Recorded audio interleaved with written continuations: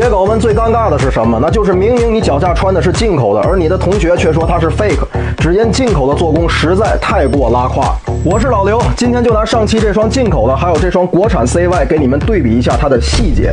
不管你是否知道这些鉴别点，我都建议你听我讲完。咱们各取一支，右边带吊牌的是进口的，而左边则是咱们的 CY。首先皮料方面，两双鞋用到的都是一个立面皮，按压下去都是没有明显的纹路。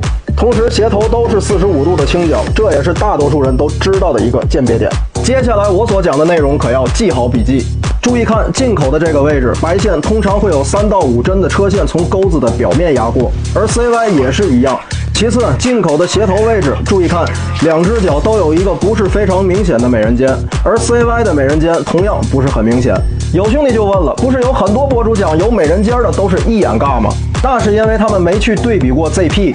总结下来，两双鞋外观方面几乎没有区别，怕就怕把镜头给你怼近了看。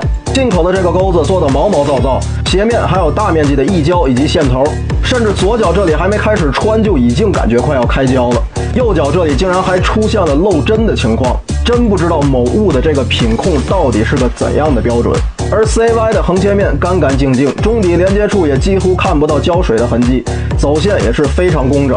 最后，我认为鞋子是用来穿的，我不管它是 ZP 还是崴货。作为消费者，我只在乎它的质量到底好不好，穿着到底舒不舒服。